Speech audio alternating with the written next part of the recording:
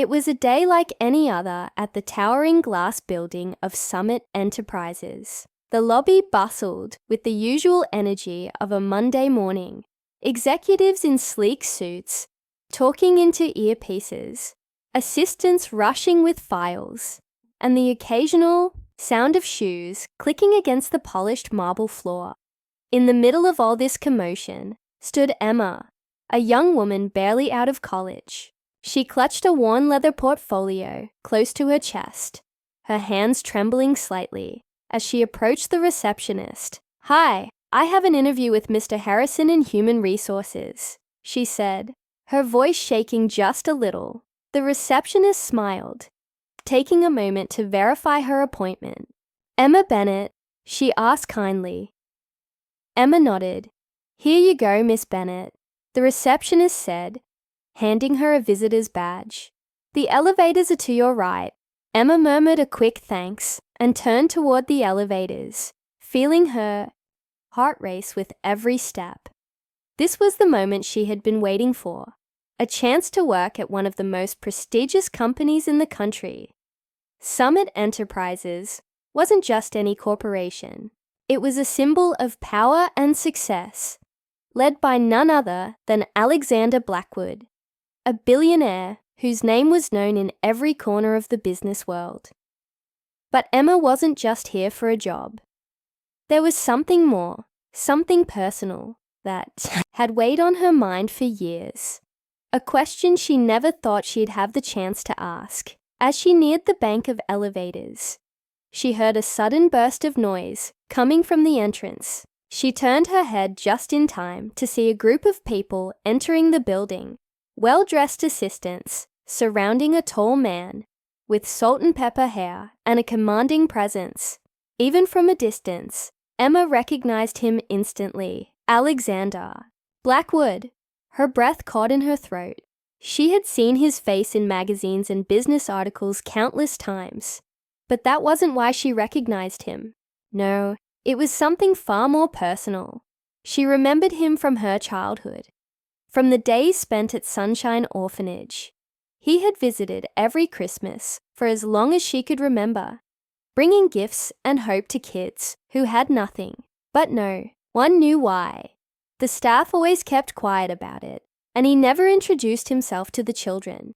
He would stay in the background, watching as the kids opened their presents with wide eyes, disappearing before anyone could ask him anything. Now, years later, Emma stood just a few feet away from the man who had been such an enigma in her life. She hadn't expected to see him today, certainly not before her interview, but something inside her stirred. This might be her only chance. Before she could second-guess herself, she took a deep breath and stepped forward, right into his path. "Excuse me, Mr. Blackwood," she said, her voice barely above a whisper. For a second, he didn't hear her. His entourage moved to steer him away, but then he stopped, his eyes narrowing slightly as they focused on her. "Yes?" His voice was calm, but there was a sharpness to it, a sense of controlled power that made Emma's heart race even faster. "My name is Emma Bennett. She paused, gathering her courage. "I need to ask you something." His assistants moved in closer, protective, but Blackwood raised a hand, signaling them to stop. "What is it?" he asked, his tone neutral, neither welcoming nor dismissive. Emma swallowed, the weight of her question pressing down on her chest. "Why did you visit my orphanage every Christmas?" The question seemed to hang in the air, the bustling lobby around them fading into a distant blur. Blackwood's expression shifted, his eyes studying her with an intensity that made her want to look away, but she held his gaze. For a moment, he said nothing. Then, finally he spoke. "You're from Sunshine Orphanage." Emma nodded. Blackwood's face was unreadable. He seemed to be weighing his options, deciding whether or not to answer. After what felt like an eternity, he let out a slow breath. "Follow me," he said quietly. Without waiting for a response, He turned and walked toward the private elevators at the far end of the lobby. Emma hesitated for a split second, glancing around, unsure of what was happening, but then she followed, her heart pounding in her chest. They entered the elevator, and as the doors closed, Emma's mind raced. She had thought about this moment for years, replaying it in her head, wondering what she would say if she ever got the chance. Now that she was here, she wasn't sure what to expect. The elevator ride was silent, the only sound, the soft hum of the machinery as they ascended to the top floor. Emma clutched her portfolio tighter, her palms damp with sweat. She didn't even know why this was so important to her. Maybe it was because those Christmases had been the only bright spot in a childhood that had otherwise been filled with uncertainty and loneliness. Or maybe it was because, deep down, she wanted to believe that someone cared enough to come back year after year. When the elevator doors opened, they stepped into a massive office with floor-to-ceiling windows that offered a breathtaking view of the city below. The room was elegant but understated, exactly what she would have expected from someone like Alexander Blackwood. "Sit," he said, motioning to a leather chair across from his desk. Emma did as she was told, her mind still, spinning with unanswered questions. Blackwood walked over to his desk and leaned against it, crossing his arms as he looked down at her. "You want to know why I visited Sunshine?" he said, his voice calm but serious. "Yes," Emma replied, her voice barely steady. "I've wondered for years." For a moment, he said nothing. His eyes locked on hers. "I went because I needed to," he said finally. "More than you or the other children ever did." Emma frowned, confused. What did that mean? She opened her mouth to ask, but before she could, he stood up and walked to the window, his back turned to her. The weight of his words hung in the air, leaving her with more questions than answers. And as the silence stretched between them, Emma realized that whatever reason Alexander Blackwood had for visiting her orphanage, it was far more personal than she had ever imagined. Just as she was about to ask him to explain, Blackwood turned around, his face shadowed by an emotion she couldn't quite place. "There's something you don't know, Miss Bennet," he said quietly. Emma's heart skipped a beat as he paused, his next words hanging on the edge of a revelation she wasn't prepared for. Emma sat there, her mind racing.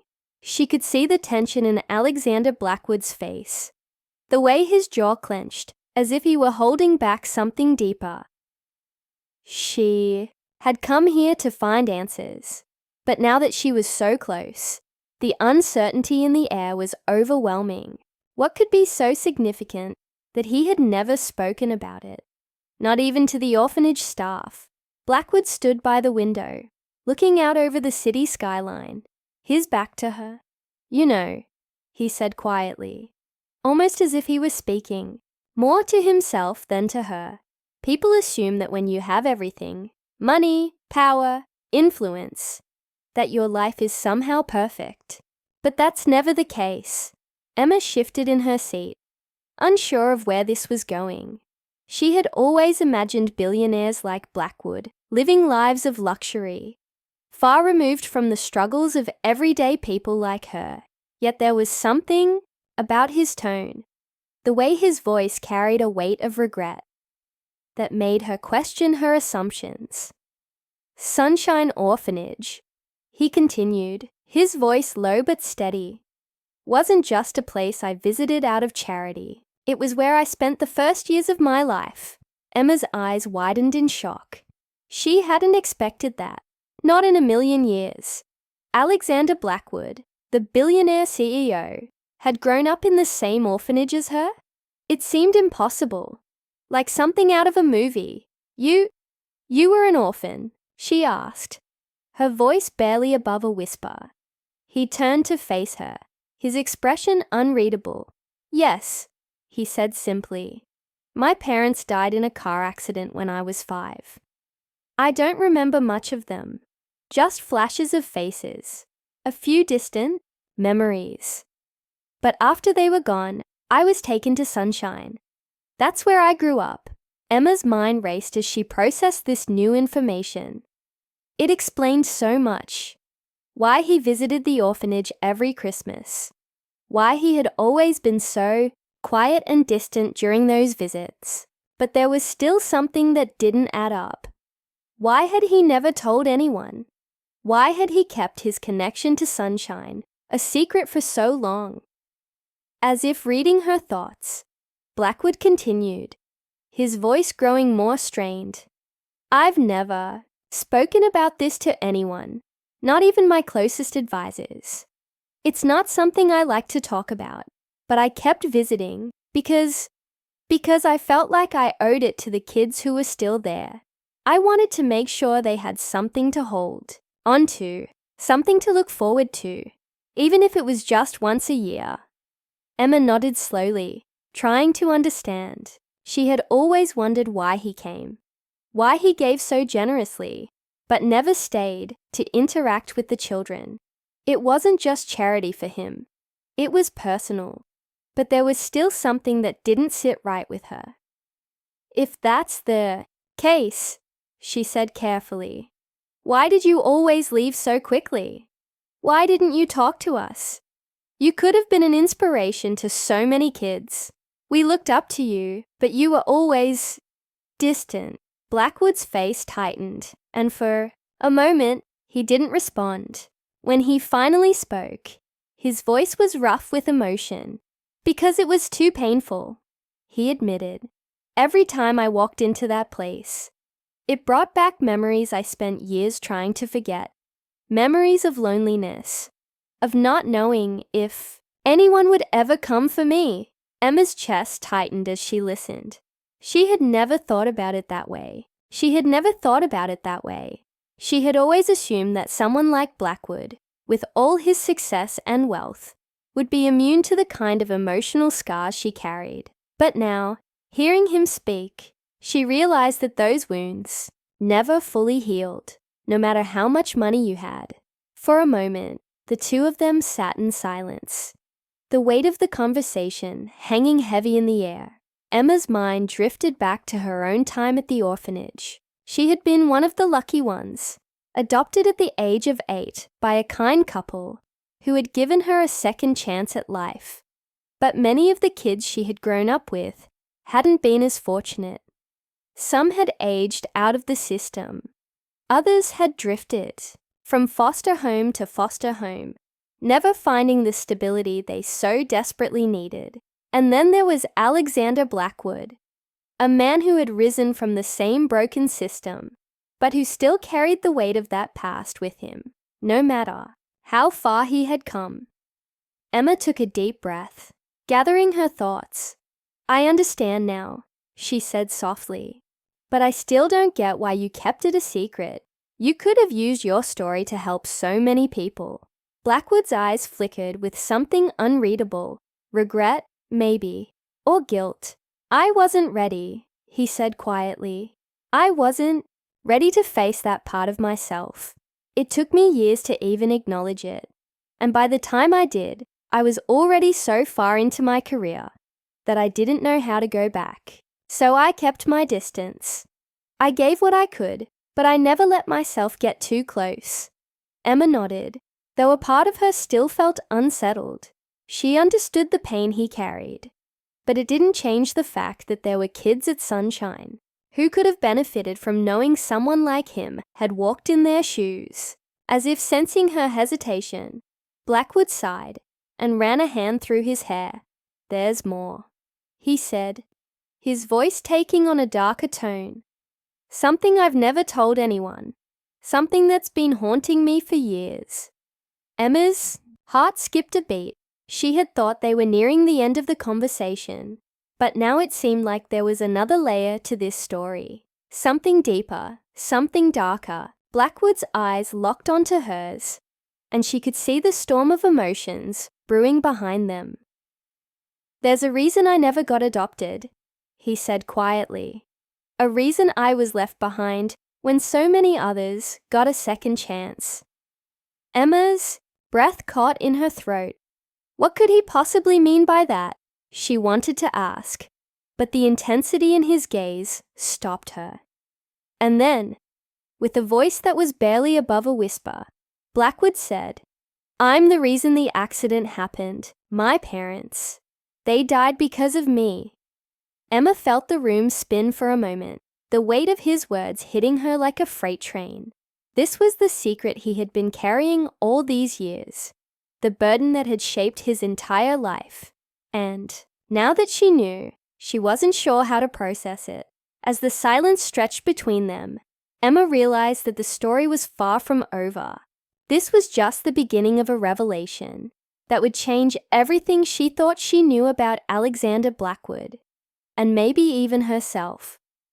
Emma sat frozen, her heart pounding in her chest as Alexander's confession echoed in her mind.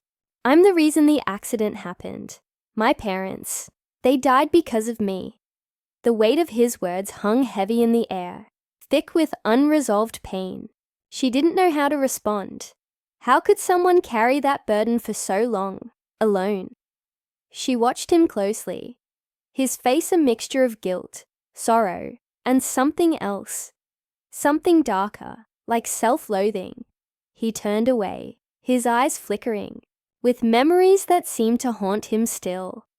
"I was just a kid," Alexander began, his voice barely audible. "We were on our way to a family trip. I remember being excited, but I wanted to go somewhere else. I threw a tantrum in the car, screaming, kicking the back of the seat. I distracted my father. He looked back at me for just a second. And that's when we hit the truck." Emma's breath caught in her throat. The tragic simplicity of it all. The one small moment that had shattered his world. She could see it now. The guilt that had fueled his drive for success. The reason he had distanced himself from the orphanage. From the memories. It wasn't just pain he was avoiding. It was the belief that he didn't deserve any better. Emma's heart ached for him. "It wasn't your fault," she said softly, her voice trembling. "You were a child. No one could have predicted that." But Alexander shook his head. "It doesn't matter. My actions, what I did, it led to their deaths. After that, no one wanted me. Relatives avoided the responsibility, and I ended up at Sunshine. The guilt followed me every day, even after I left the orphanage. Even when I made my billions, it never left me." Emma saw the layers of his pain now, how the burden had shaped his life, how it had defined the choices he made. She understood why he stayed distant from the orphanage, why he never allowed himself to get close. He thought he didn't deserve to. It wasn't about power or wealth. It was about atonement. In his mind, the money he gave each Christmas was his only way to give back, to somehow balance the scales. "You've been punishing yourself for something you couldn't control," Emma said, her voice more confident now. "No one blamed you for what happened. Not your parents, not the kids at Sunshine. The only one who blames you is you." Alexander's jaw clenched, but he didn't respond. He seemed to be struggling with her words, like they were too foreign, too far removed from the narrative he'd been telling himself for so long. Emma leaned forward, her tone soft but firm. "You've been carrying this weight for years, but that guilt, it's not yours to bear. What happened was a tragedy, but you didn't cause it. And you've done so much good since then. Whether you realize it or not, you've given kids hope. Kids like me. And maybe it's time you forgave yourself." Her words seemed to hang in the air, and for a long moment, Alexander said nothing. He stared out the window again, his face unreadable. Emma could see the struggle inside him, the conflict between the guilt that had fueled him for so long and the possibility of letting it go. Finally, after what felt like an eternity, Alexander spoke, his voice low and raw. "I don't know if I can. You can, Emma said gently. You've already done so much to honor their memory. You don't need to keep punishing yourself. You deserve to heal. Alexander remained silent, but there was a shift in his posture, a softening in his expression that Emma hadn't seen before. It wasn't complete. He wasn't suddenly free from his past, but there was the smallest glimmer of hope, a possibility that maybe, just maybe, he could begin to let go. Emma stood, sensing that the conversation had reached a natural conclusion. She didn't need to push him any further. The seed had been planted, and now it was up to him to decide what to do with it. Thank you for telling me, she said, her voice filled with quiet sincerity. I know it wasn't easy, but I think it was something you needed to say. Alexander nodded, his gaze still focused on the skyline outside. I guess. I didn't realize how much I needed to say it. As she walked toward the door, Emma paused and looked back at him. Maybe next Christmas, you could stay a little longer at the orphanage. Talk to the kids. Let them know they're not alone. It might be good for you too. He didn't respond right away, but she saw a flicker of something in his eyes. A hesitation, but also a hint of agreement. Maybe, he said finally, his voice soft. Emma smiled, feeling a sense of closure as she left his office. The conversation had been heavy, but it had also been necessary. Alexander Blackwood was a man burdened by his past, but he wasn't beyond redemption. She hoped that in time, he would find the peace he so desperately sought. As she stepped out onto the busy street, the cold air biting at her skin, Emma couldn't help but reflect on how much had changed in just a short span of time. She had come seeking answers, and in the process, she had uncovered a story far more complex than she ever imagined. It wasn't just a billionaire's charity or a poor girl's question. It was about forgiveness, healing, and the possibility of redemption, no matter how lost someone might feel. And in that moment, Emma realized that everyone, no matter how powerful or wealthy, carried their own burdens. But it was how they chose to face those burdens that defined them. And maybe, just maybe, Alexander Blackwood was finally ready to face his.